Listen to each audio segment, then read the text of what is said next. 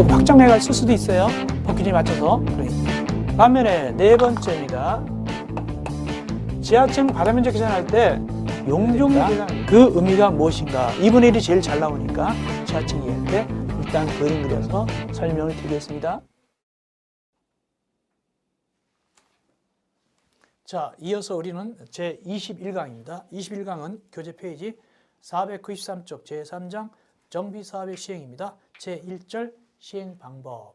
이 시행 방법은 제가 기본 강의할 때 중요하기 때문에 자세히 해드렸습니다. 다시 한번 중요한 거 짚어드리면 주거환경 개선사업은 모든 시행 방법이 다 있습니다. 뭐 수용 사용 방식, 환지 방식, 또 뭐 개량하는 방식, 확대하는 방식 또 여러 가지 있고 또 관리처분 방식도 있고 여러 가지가 있습니다. 그리고 이걸 섞어서 할 수 있습니다. 혼용 방식. 그래서 모든 만물상은 뭐다? 주거환경 개선사업입니다. 그런데 재건축은 오직 뭐밖에 없냐? 주택 재건축 사업은 관리처분 방식밖에 없습니다. 환지 방법 같은 거 없어요. 그 다음에 이제 재개발하고 도시환경이 비슷한데 거기는 환지 방법과 관리처분 방식 두 가지가 있게 되고요. 나머지도 여러분들이 보시면 되겠습니다. 넘어가십시다. 이건 나올 수 있습니다. 시행 방법 기본 강의 보시고 이거 꼭 제가 집어드린 거 하시면 되겠습니다. 재건축 사업은 관리처분 방식밖에 없다. 넘어갑시다. 이어서 시행자입니다. 시행자는 사업 시행자는 사업에 따라 조금씩 다릅니다. 사업에 따라 다른데 일단은 여기 조합부터 좀 봐야 되겠습니다. 이 시행자는 여기 사업 중에서 조합이 있는 경우가 있고 없는 경우인데 이걸 좀 다시 한번 해 보겠습니다.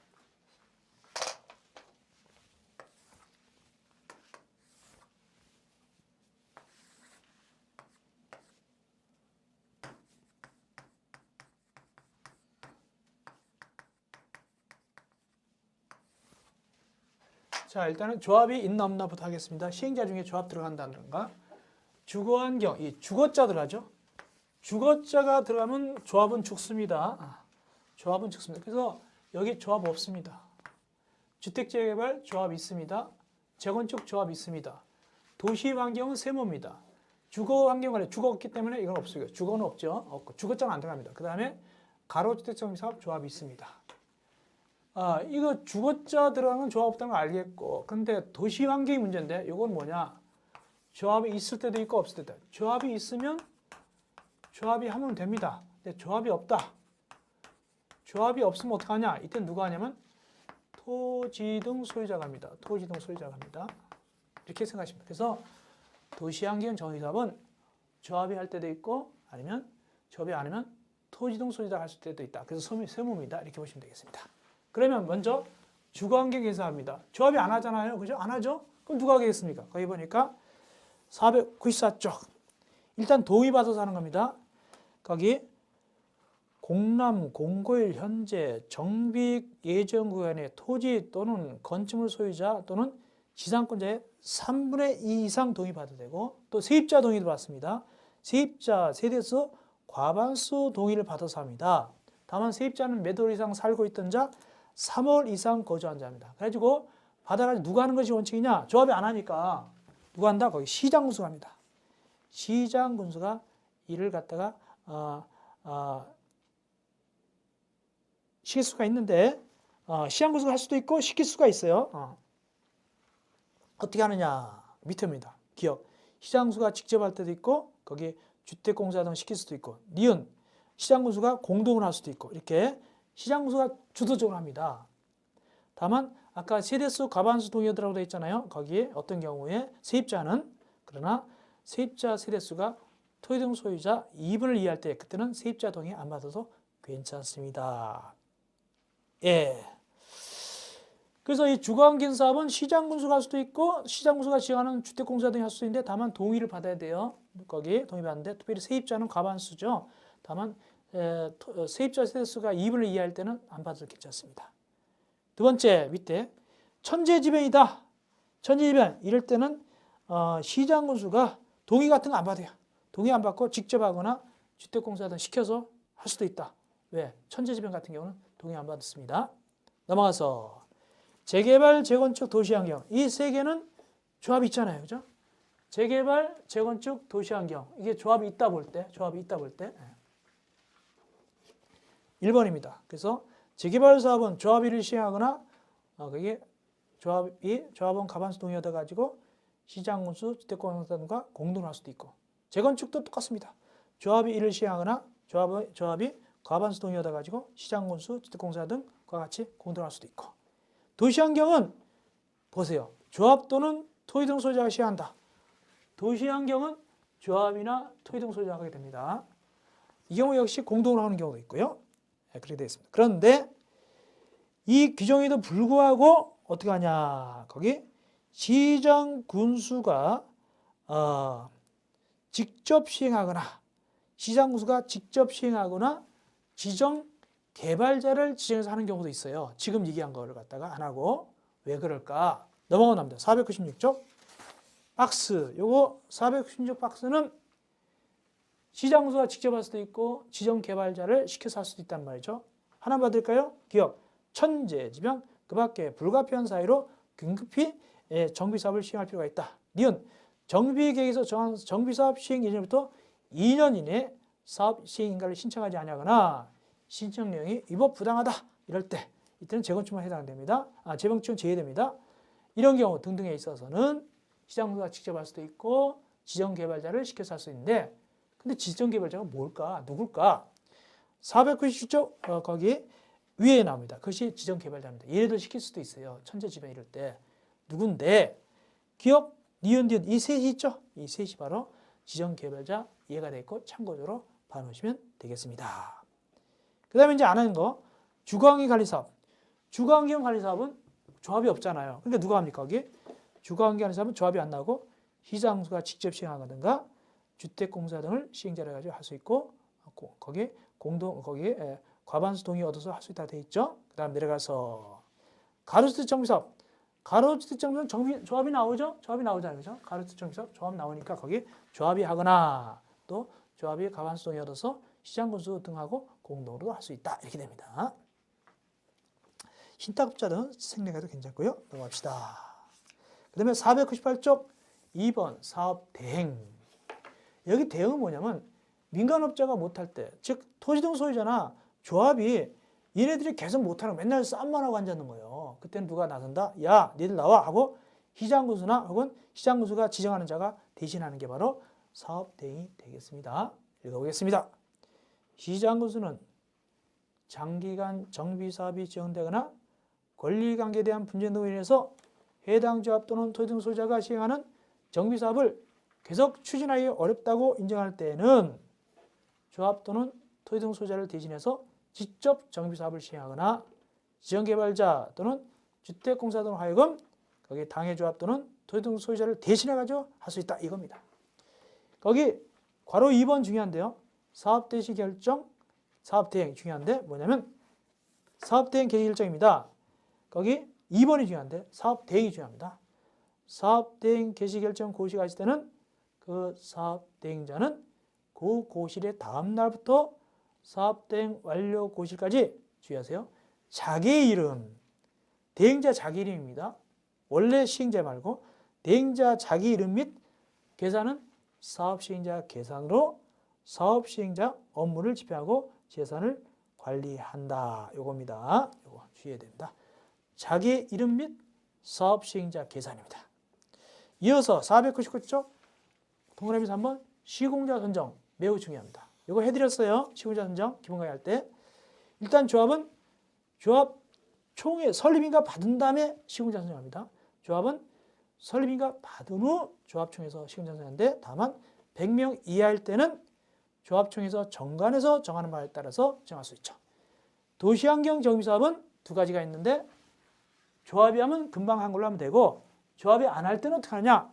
조합이 안 할 때, 즉 토지등 소유자가 시행할 때는 사업시행 인가 받은 다음에 건설업자, 등록사업자를 시공자로 선정하고 마지막 괄호 3번 시장군수가 직접 시행하거나 주택공사나 뭐 지정개발자가 시행한다. 이럴 때는 어떻게 하냐? 이때는 사업시행자 지정 고시 후 사업시행자 지정 고시 후 건설업자 또는 등록사업자를 시공자로 선정한다. 이 시점 있죠? 꼭 기억하시기 바랍니다. 괄호 1, 괄호 2, 괄호 3 이거 합시다.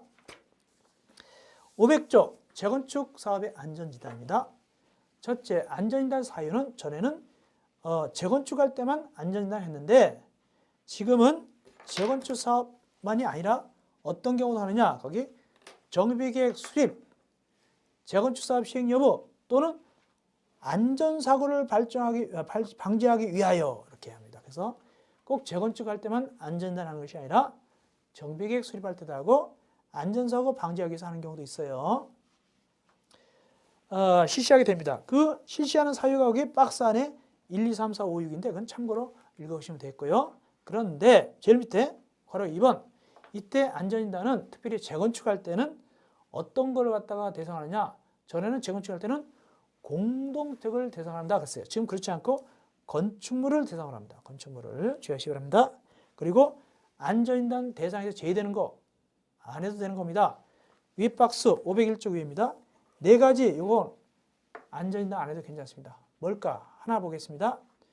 천재 지변 등으로 주택이 붕괴되어 신속히 재건축을 추진할 필요가 있다고 시장군수가 인정하는 것 등등 네 가지죠. 이거는 안전진단 안 해도 괜찮습니다. 다음에 괄호 2번 실시 결정 및 실시 의뢰 시장군수가 현지 조사를 통해서 거기 안전진단 실시 여부를 결정해야 되며 만약에 필요하다 그럴 때는 안전진단을 의뢰하게 되는데 누구한테 의뢰하느냐? 거기 세 가지 아셔야 돼요. 시트법상 안전진단 전문기관, 두 번째 한국시설안전공단, 세 번째 한국건설기술연구원. 제가 얘기했죠. 시트법에서 얘기했죠. 항상 누군 다닌다고요? 2번에 한국시설안전공단하고 3번에 한국건설기술연구원은 항상 같이 다녀요. 주의하시기 바랍니다. 얘네들한테 안전진단을 의뢰하게 됩니다. 시장군수는 2번입니다. 안전진단 요청이 있으면 30일 내에 국토교통부 장관이 정한 바에 따라서 안전진단 실시 여부를 결정해가지고 요청인에게 통보됩니다. 30일입니다. 예, 그렇게 하시면 되겠습니다. 기관 세 가지 기억하시고 넘어갑시다. 비용부담입니다. 502쪽 위에 비용부담입니다. 502쪽 위에 괄호 4번 비용부담. 안전진단 비용은 시장군수가 부담한 것이 원칙입니다. 그러나 예적으로 거기 일부나 전부를 실시를 요청하는 자한테 부담하게 할 수 있는 경우도 있습니다. 다만 원칙적으로는 시장군수가 부담합니다.検討하시면 되겠고요. 제일 밑에 6번 안전진단 결과 적정성 여부 검토입니다. 시장군수는 안전진단 전문기관이 제출한 결과 보고서를 받은 경우에 누구한테 적정한지를 다시 의뢰하느냐 계속 두들겨 보는 거예요. 누구한테 의뢰하냐면 제일 많이 나온 거 한국시설연구공단 또는 한국건설기술연구원. 얘는 항상 같이 다닌다고 그랬죠. 얘네들한테 의뢰할 수 있다. 이걸 참고로 보시면 되겠습니다. 2번 시도이사는 필요한 경우 역시 또 의뢰할 수 있고요. 참고로 보시면 되겠습니다. 또 역시 거기 국토교통부 장관은 시도이사에게 결과 보고를 요청할 수 있고 필요하면 적성성 여부도 검토하도록 요청할 수도 있다. 계속적으로 읽었다가 하는 겁니다. 이어서 옆에 가서 정비사업 조합 추진위원회, 정비사업 조합 설립 추진위원회가 있어야 조합이 있게 되는 것이죠. 그러면 추진위원회가 있는가 없는가를 다시 교재보고 하겠습니다. 보겠습니다. 자, 이건 추진위원회입니다. 조합이 없다. 이거 추진위원회 없겠죠. 여기 조합 없다. 추진위원회 없죠. 그 다음에 요거 세무는 도시환경 정비사업. 세무는 추진위원회가 있을 수도 있고 없을 수도 있겠죠. 왜냐하면 조합이 있으면 추진위원회 있을 것이고 토이동 소지자가면 추진위원회 없겠죠. 도시환경 정비사업. 그 다음에 여긴 조합이 있으니까 추진위원회 있고 여기 추진위원회 있습니다. 여긴 당연히 없죠. 왜? 조합이 없으니까 추진위원회 없고. 근데 가로주택 정비사업은 조합이 있잖아요. 근데 이거 주의하세요. 이거 추진위원회 없어요. 이거 주의하세요. 이건 조합이 있지만 추진위원회가 없다. 왜?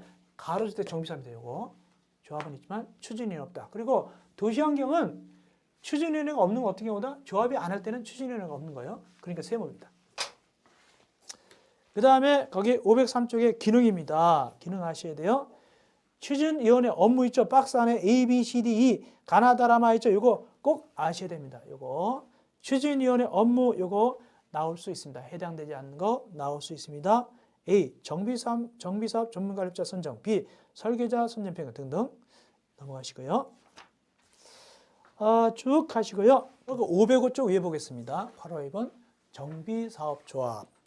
정비사업조합은 첫째 법적 성격 조합은 법인을 하죠. 두 번째 정비사업조합에는 문자를 사용해야 되고, 그다음에 조합에 관해서는 이 법에 규정된 것에 의한 것은 민법 중 사단법인에 관한 규정을 준용하게 됩니다. 주의할 것은 민법 중 사단법인은 아닙니다. 사단법인에 관한 규정을 준용하는 것이지 이 조합 자체가 성격이 사단법인이 아니라는 것을 주의하시기 바라고 사단법인에 관한 규정을 준용한 것뿐이다. 설립할 때 인가를 받게 되는데 누구한테 인가 받냐면은 거기 시장군수한테 인가 받습니다. 이때 거기 인가 동의요건 첫째 재개발 사업하고 도시환경 정비사업입니다. 재개발 사업과 도시환경 정비사업은 거기 얼마냐 하니까 거기 4분의 3 이상 및 토지 등 소유자 4분의 3 이상 및 토지 면적의 2분의 1 이상의 토지 소유자 동의를 얻어야 되고, 가로 열고 가로주택 정비사업인 경우는 토지 등 소유자 10분의 8 이상 및 토지 면적의 3분의 2 이상 토지 소유자 동의 얻어가지고 시장군수 인가받으면 됩니다. 그런데 니은 주택 재건사업 할 때 추진위원회가 이제 조합 인가받으려면 어떻게 하느냐? 거기 이렇게 돼 있죠. 주택단지 안에 공동택의 각동별 구분 소유자 3분의 2 이상 및 토지 면적의 2분의 1 이상 토지 소유자 동의라고 돼 있잖아요. 그죠? 요거. 구분 소유자 3분의 2 이상 및 토지 면적의 2분의 1 이상의 토지 소유자 동의. 요 내용을 개정됐으니까 뭐라고 치냐면은 그냥 구분 소유자 과반수 동의 그러면 됩니다. 그냥 구분 소유자 과반수 동의 이렇게 고치면 됩니다. 그래서 다시 정리해 드리면 주택 재건축입니다. 니은 조합 설립을 하고자 할 때는 주택단지 안에 공동택의 각동 가로 열고 복리설의 경우에는 주택단지 안에 복리설 전체를 하나의 등으로 본다. 별 해놓고 그 다음에 이제 구분 소유자 과반수 동의 가로 열고 공동택의 각동 별 구분 소유자가 5인 이하인 경우를 제한다. 그 다음에 연결돼서 와 주택단지 안에 전체 구분 소유자의 4분의 1 이상 및 토지면적 4분의 3 이상 토지 소유자 동의를 얻어가지고 시장군수를 인가를 받게 됩니다. 굉장히 복잡하죠. 어쨌든 개정되기를 구분 소유자 3분의 2 이상 및 토지면적의 2분의 1 이상의 토지 소유자 동의를 뭐로 고쳤다? 그냥 구분 소유자 과반수 동의로 고쳐놓고 보시면 되겠습니다. 넘어갑시다. 여기 적어놨어요. 여기를 고치라고요. 이어서 쭉 하시고요.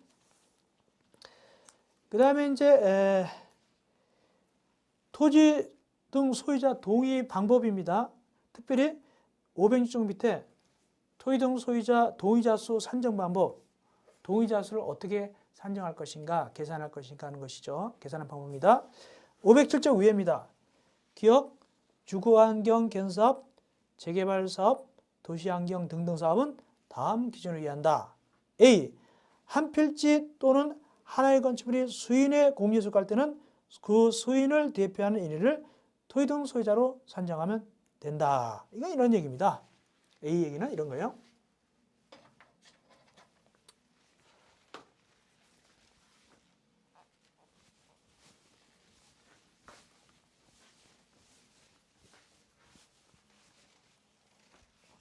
심화 강의니까 좀 어려운 것도 해드리는데 그 A는 이런 겁니다. 이게 예를 들어서 집이 이게 3명이 갖고 있다. 이때는 3명으로 계산하는 것이 아니라 대표자 1명, 대표자 1명으로 계산한다. 동의할 때 이런 뜻입니다. 대표자 1명으로 계산한다. 동의수 계산할 때, 사람 계산할 때는 이런 뜻입니다. 그 다음에 거기 B번에 지상권이 설정되어 있다. 이럴 때는 토지 소유자하고 해당 토지 지상권자를 대표하는 1인을 토지 등 소유자로 계산한다. 이게 뭐냐면 여기 이제 토지는 갑이고 건물은 을이 갖고 있다는 얘기죠. 이 을이 이제 지상권자죠. 이럴 때는 이럴 때는 몇 명으로 계산하냐? 1명으로 계산한다. 누굴? 이것도 대표. 갑이 대표하면 갑 1명. 을이 대표하면 을이 1명. 이것도 역시 1명으로 계산한다. 둘 중에 대표자 1명 계산합니다. 지상권 설정됐을 때는. C번에 1인이 다수 필지를 갖고 있다. 또 다수 건축물을 소유할 때는 필지나 건축물의 소유와 관계없이 토지등 소유자 1인으로 산정한다. 이게 원칙입니다. 원칙만 아시면 돼요. 그래서 만약에 이 갑이라는 사람이 여기 집을 갖다가 세 채 갖고 있다. 이때 3명으로 계산하냐 1명 계산하냐 이때는 그냥 1명으로 계산하는 것이 원칙이다. 물론 예의도 있지만 이 정도 하시면 됩니다. 이렇게 계산하면 되겠습니다. 나머지도 그런 식으로 잠깐 보시면 되겠고요. 일단 이 정도 하시면 돼요. 이렇게 계산한다는 건 주로 1명 계산합니다. 그 다음에 쭉 가시고요. 쭉 가시고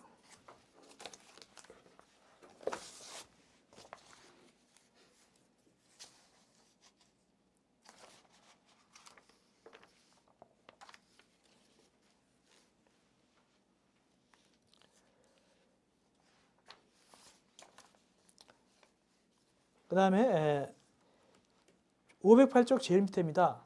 조합 설립 인가 등의 취소. 508쪽 밑에입니다. 시장 군수는 다음 어느 하나에 해당하는 경우 추진위원회 승인 또는 조합 설립 인가를 취소해야 된다. 추진위원회는 승인 받는 거예요. 시장 군수한테. 조합은 인가 받는 것이고. 어떤 경우에 이렇게 취소하느냐. 왜? 509쪽 위에입니다.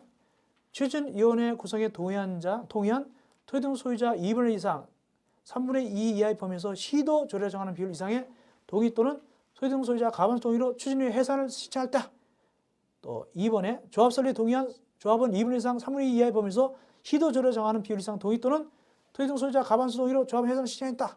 하다 보니까 수익성이 안 남는 겁니다. 그때는 해산 신청할 때 이런 조건에서 한다는 얘기입니다. 참고로 보시면 되겠습니다. 네, 조합은 자격입니다. 다른 조합은 그냥 저절로 토지등 소유자이기만 하면 조합은 됩니다. 그러나 괄호 열고 주택 재건축하고 가로주택 정비사업은 동의 한자만 조합은 됩니다. 나머지 조합은 토지등 소유자이기만 하면 조합은 되지만 주택 재건축 사업하고 가로주택 정비사업은 동의 한 사람만 조합은 된다는 걸 주의하시기 바랍니다. 그 다음에 쭉 하시고요. 쭉 가시고 그 다음에 우리 510쪽입니다. 임원입니다. 510쪽 임원이 되겠습니다. 임원입니다. 종류 선임 해임 밑에죠. 조합은 다음 각 임원을 두는데 이사수는 3명 이상으로 하고 감사수는 1명 이상 3명 이하라 한다. 다만 토지등 소유자가 100명을 초과할 때는 이사수를 5명 이상으로 한다. 이렇게 하시고요. 그 다음에 임원의 결격 사유 511쪽 가운데입니다. 다음에 해당하는 자는 임원이 될 수 없다. 미성년자, 금시한자, 한정시한자, 파산선고 받은 자로서 복권되지 아니한 자 등등 실형선고 받고 2년 지나지 아니한 자 나오죠. 여기 거기 5가지는 임원이 못 됩니다. 그런데 디귿 직무 겸직 금지입니다. 직무 조합장은 조합을 대표하고 사무를 총괄하고 총회 또는 대의원을 의장이 된다. 나가 중요합니다. 조합장 또는 이사의 자기를 위한 조합과의 계약이나 소송에 관해서는 감사가 조합을 대표한다. 소위 민법상 자기 대리라는 거 있죠.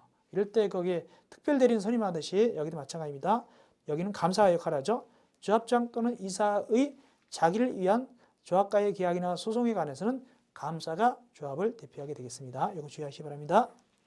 겸직금지 조합 임원은 같은 목적 정비사업을 하는 다른 조합의 임원 또는 직원을 겸할 수 없다. 같은 목적입니다. 다른 목적은 상관없습니다. 그 다음에 뭘 보셔야 되냐면은 대의원회를 좀 봐야 됩니다. 513쪽 위에 2번 대의원회입니다. 대의원회. 조합원 수가 100인 이상인 조합은 대의원회를 둬야 된다. 니은 대의원회는 조합원의 10분의 1 이상으로 하되 조합원의 10분의 1이 100인을 넘는 경우는 10분의 1 범위 안에서 100인 이상으로 구성할 수 있다. 요거 있죠? 주의해야 됩니다. 특별히 100인 이상일 때는 조합은 대의원회를 둘 수 있다가 아닙니다. 둬야 합니다. 둘 수 있다가 아니라 둬야 합니다. 주의하시기 바랍니다. 7번 주민대표회의. 주민대표회의는 조합이 없을 경우에 시장군수, 주택공사 등을 사업을 시행할 때 원활하게 위해서 주민대표를 둡니다. 조합이 없기 때문에. 이 주민대표회의는 5명 이상 25명 이하로 되게 되는데 거기 위원장, 부위원장 각 1명, 그 다음에 1명 이상 3명 이하 감사를 두게 됩니다. 주민대표회는 뭐 하는 거냐? 제안만 합니다. 의견을 제안합니다. 의견을 제안하는 것이지 무슨 협의기관도 아니고 의결기관도 아닙니다. 어떤 것을 제시할 수 있냐? 그래서 주민대표나 세입자는 다음 사항에 대해서 제시할 수 있습니다. 제시기관입니다. 의견 제시. 어떤 걸 제시하느냐? 514쪽 위에입니다. 건축물의 철거에 관한 사항, 주민 이주에 관한 사항, 세입자 퇴거도 마찬가지고 등등등 8가지를 제안할 수 있습니다. 참고로 보시면 됩니다. 그래서 주민대표는 제안하는 기관입니다. 조합 같은 게 없을 경우에 하는 겁니다. 이어서 515쪽 제3절 사업시행계획. 여기서는 일단은 사업시행계획서는 누가 작성을 하셔야 돼요? 누가 작성합니까? 사업시행자가 작성합니다. 그래서 인가받아요. 보통은 누구한테 인가받느냐면 시장 군수한테 인가를 받게 됩니다. 시행계획서 작성의 내용이 거기 쭉 나오죠. 이건 참고로 보시면 되겠습니다. 그래서 516쪽의 가운데 동그라미 3번의 핵심인데 사업시행자는 거기 보통 사업시행, 일반 사업시행자입니다. 시장군수 갖다 빼놓고 사업시행자는 정비사업을 시행할 때는 사업시행계획서에 일정한 서류를 첨부해가지고 시장군수한테 제출하고 사업시행 인가를 받아야 됩니다. 인가받은 내용을 변경하거나 중지 폐지할 때도 또한 같습니다. 이어서 관리처분계획 수립 및 인가 등입니다. 매우 중요한 부분이 되겠습니다. 4절은 매우 중요한 부분입니다. 이 부분에서 시험 문제가 많이 나왔습니다. 관리처분계획 수립 및 인가 등. 일단은 칠판에다 일단은 다시 한번 정리해 드리겠습니다. 우리가 기본 강의 해드렸지만은 이건 중요하니까 다시 한번 정리를 해 드리면 이렇습니다.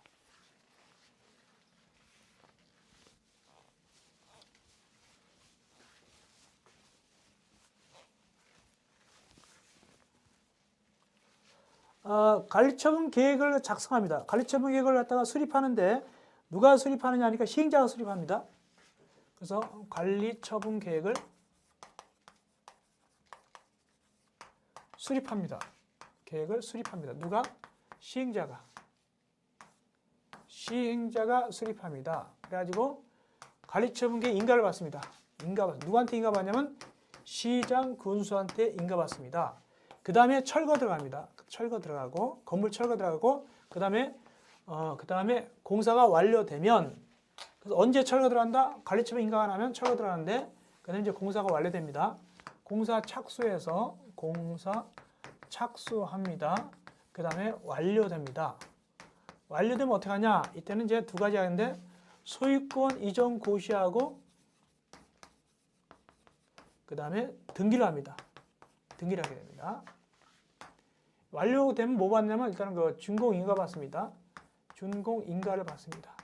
준공인가를 받게 됩니다. 누구한테? 시장군수한테. 그래서 소유권 이전 고시하고 등기합니다. 그 다음에 이제 청산하면 됩니다. 청산하게 됩니다. 이렇게 됩니다. 그럼 끝나는 겁니다. 근데 관리처분 계획을 수립하려면 미리 자료를 복귀해서 분양 신청을 받습니다.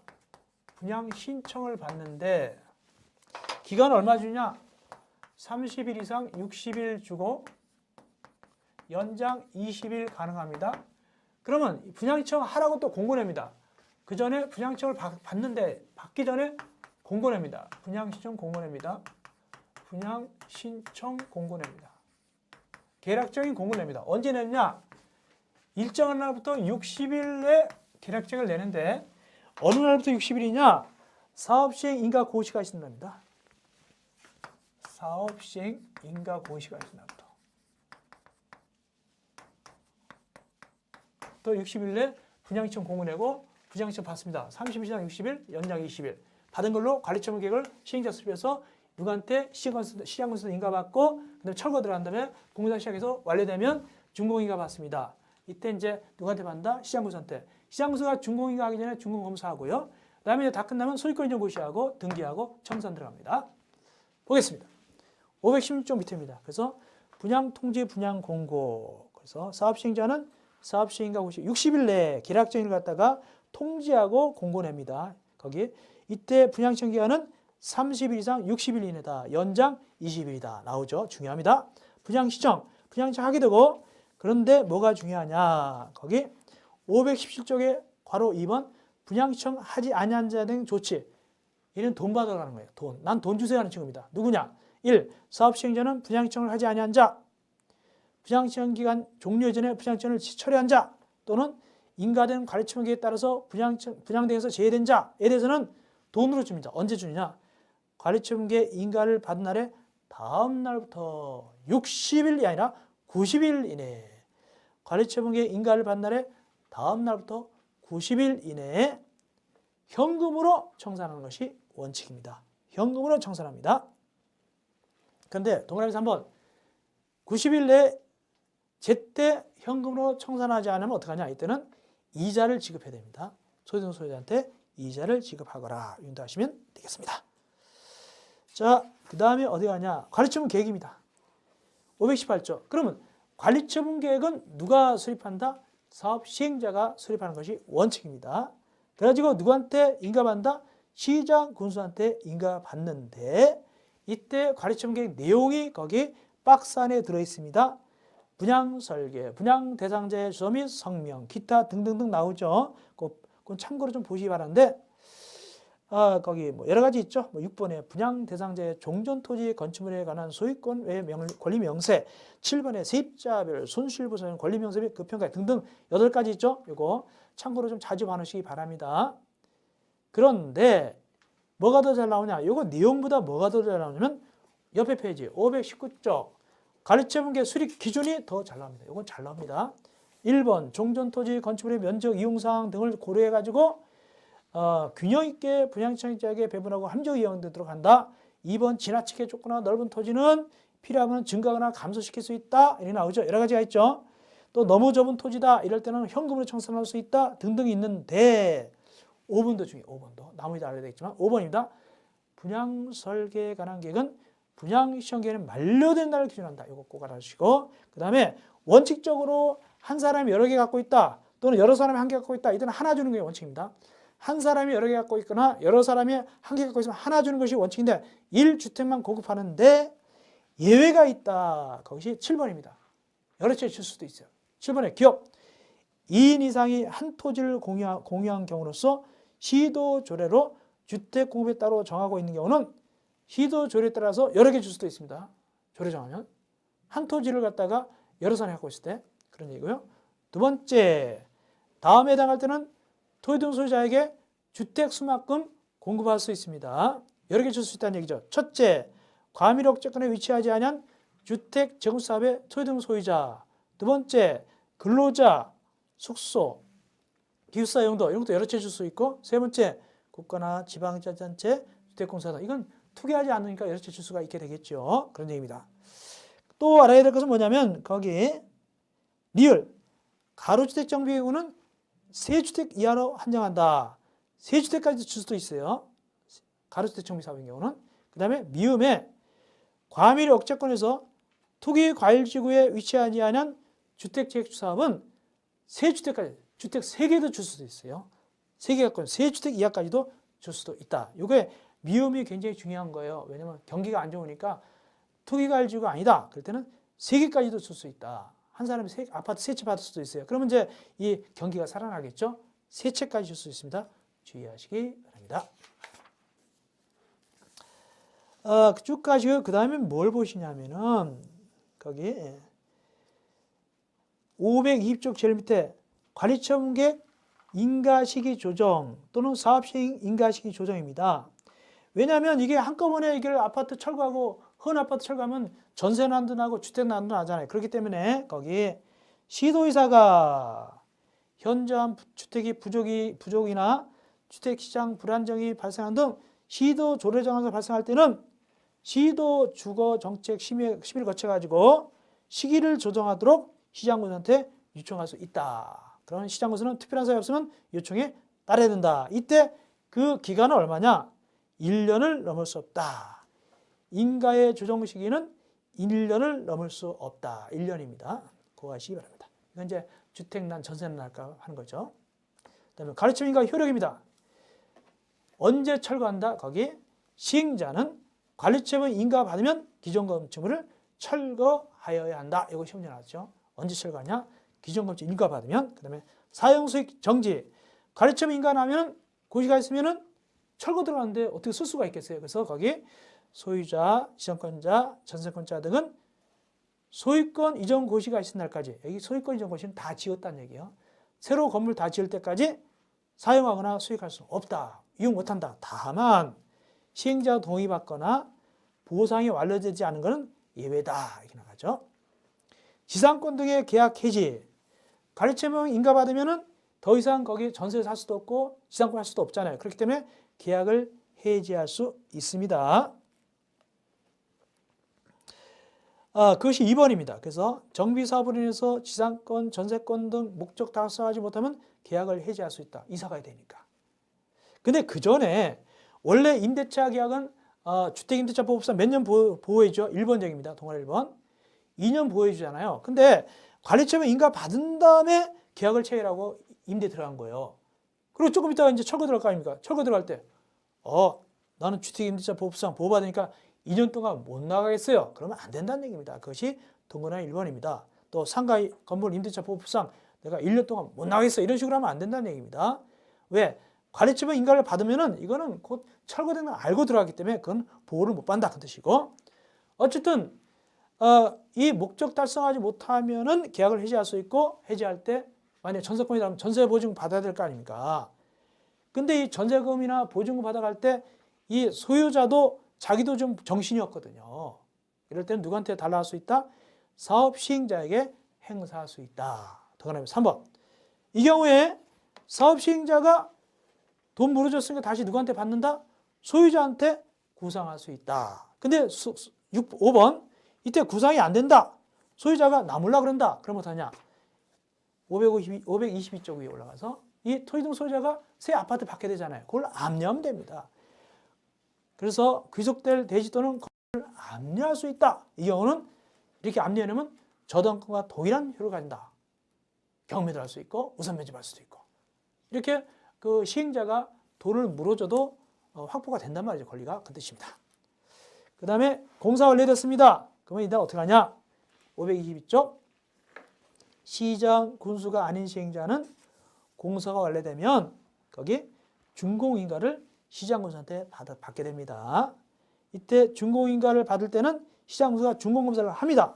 해가지고 거기 이제 준공인가를 갖다가 해주게 되는데 올라가서 523쪽 위에 시장군수는 준공검사 실시 결과 제대로 됐다. 이때는 준공인가를 하고 공사 완료를 지방자치단체 공부에다가 고시하게 됩니다. 또 시장군수가 직접 했을 때는 자기가 그냥 이때는 공사 완료되면 하면 되고요.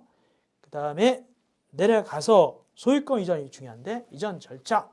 사업 시행자는 준공인가, 공사 완료 고시가 있다. 누가 다 했죠? 시장군수가 했죠. 그때는 지체 없이 대지 확정 침해하고 토지 분할 절차를 거쳐서 관리처분계에 정한 사항을 분양발자에게 통지하고 대지 건축물을 넘겨줘야 된다. 소유권을 이전한다.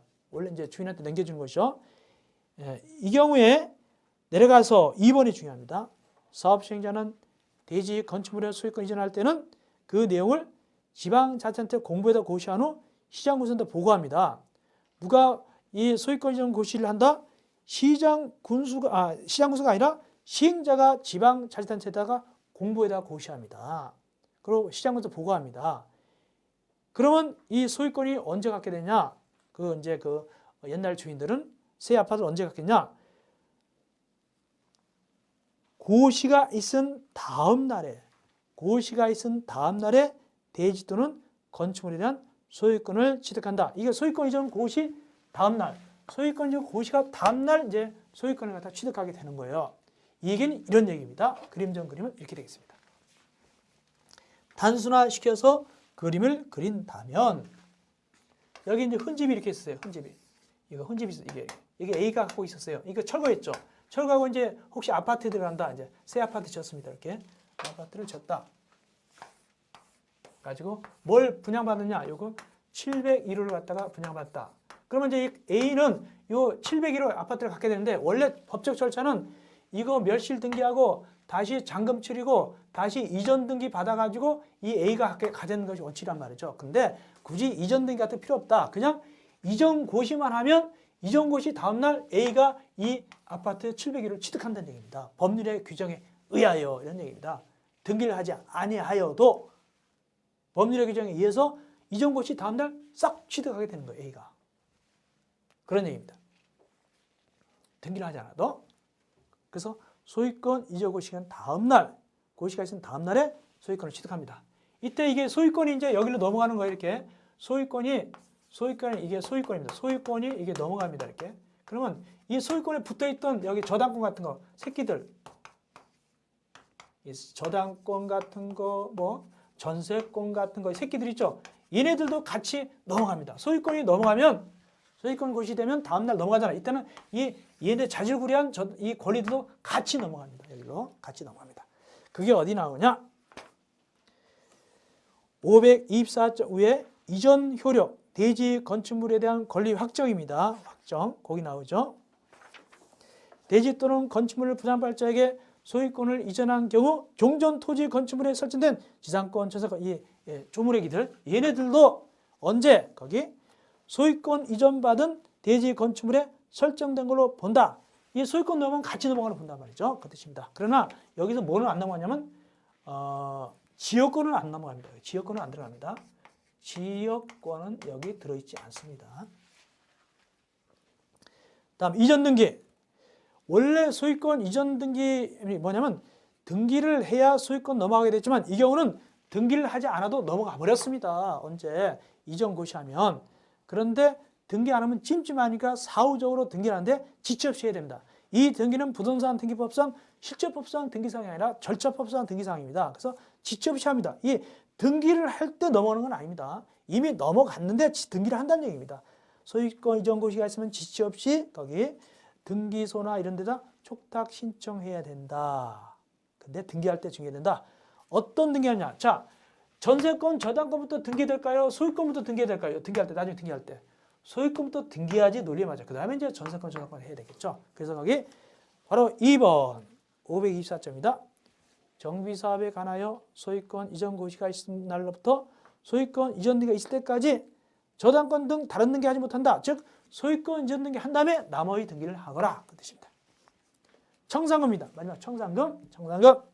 청산금은 일정한 그 절차를 마련하면은 분할해서 받을 수도 있고 분할해서 징수할 수도 있습니다. 분할 징수, 분할 지급 가능하다. 일정한 절차가 있어. 그건 참고로 읽으시면 되고 소멸시효가 중요한데 525조 위에 괄호 3 공탁 및 소멸시효입니다. 청산금을 지급할 자가 받을 수 없거나 거부할 때는 청산 공탁하는데 공탁금 소멸시효 거기 소멸시효 청산금의 소멸시효는 소유권 이전 고시일 다음 날부터 5년입니다.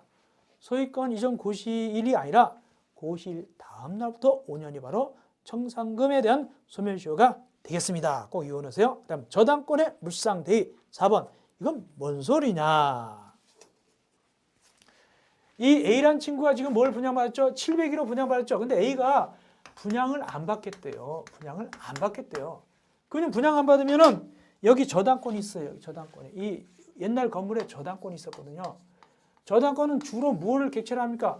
부동산을 객체를 하는데 만약에 701호를 분양받으면 저당권이 여기를 넘어간다고 그랬잖아요. 근데 분양을 안 받는데요. 그럼 A는 뭘 받느냐? 분양 안 받으니까 A는 청산금을 받게 됩니다. 청산금을 받을 거 아닙니까?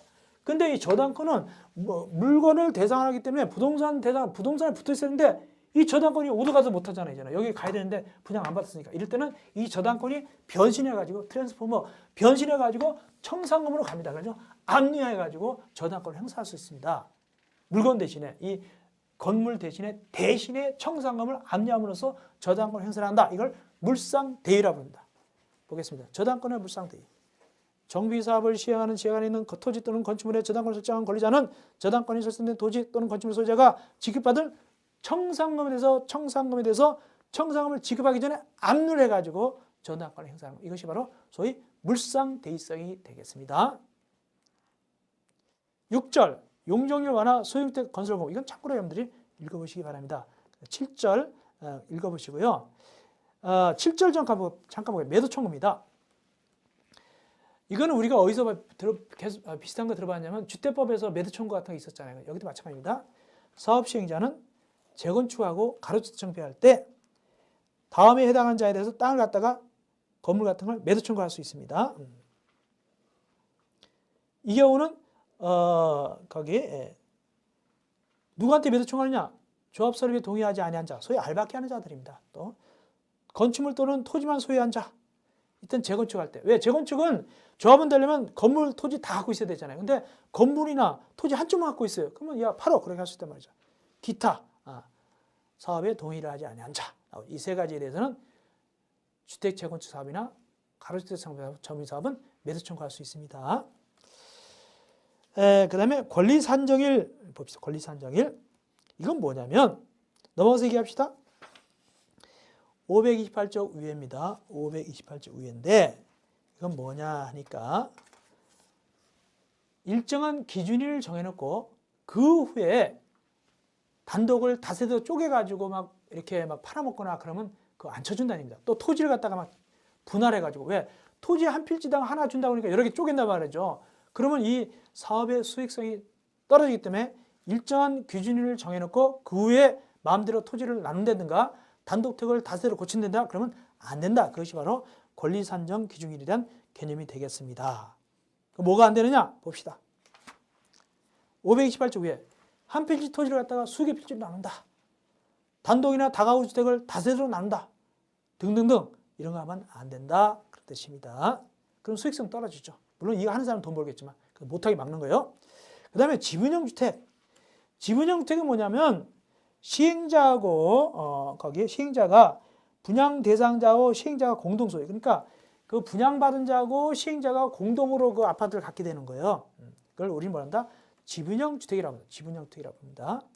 그럼 어떤 경우 지분형 주택을 할 수 있느냐? 내려가서 보니까 면적이 60제곱미터 이하다. 지분형 주택 규모는 면적이 60제곱미터 이하일 때 좀 조그만 아파트 같은 거 이럴 때 지분형을 하는 겁니다.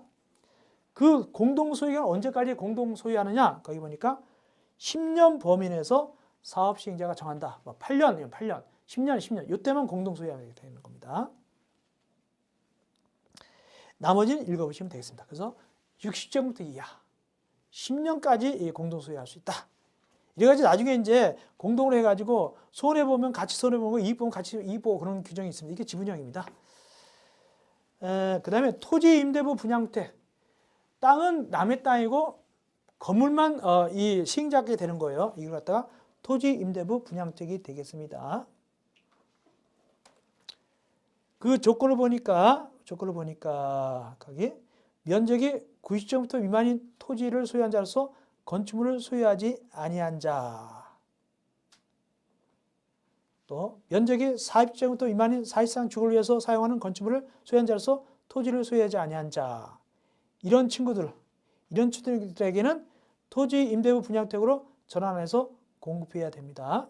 이런 자를 요청할 때는 토지 임대부 분양주택을 갖다 주게 되는 겁니다. 토지는 남의 것이고 건물은 시행자 것이죠. 이런 주택을 줘야 된다는 얘기죠. 결국에는 이제 건물은 이제 이게 그 신청한 자가 될 것이고 분양받아야 될 것이고 토지는 남의 거가 되겠죠. 토지 임대료를 각각 내야 되겠죠. 그러면 정비사업 전무관리업자입니다. 요거는 누구한테 등록하냐 중요합니다. 누구한테 등록할까요? 시 도지사에게 등록합니다. 정비사업 전문관리업자는. 근데 등록하지 않는 친구도 있습니다. 누구냐?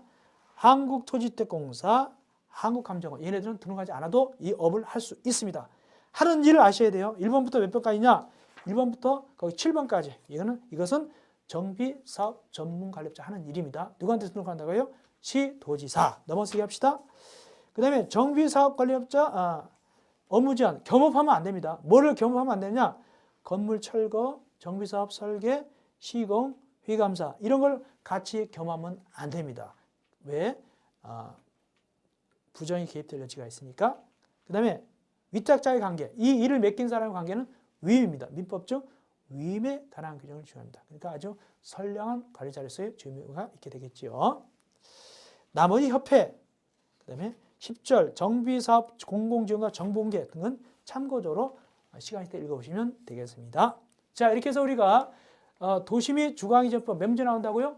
2문제 정도가 나오는데 비교적 자세하게 해드렸습니다. 그래서 일단 용어정의 합의 보시고 그 다음에 관리처분계 같은 거 있죠. 기타 설명 내용을 여러분들이 꼭 공부하시면 되겠고요. 혹시 시간이 나면 제가 안 한 것도 보시면 되겠는데 실상은 어려울 거예요. 어쨌든 간에 한 거로 제가 이렇게 공부한 거 찍어준 거라도 자세히 여러분들이 반복해서 보시기 바랍니다.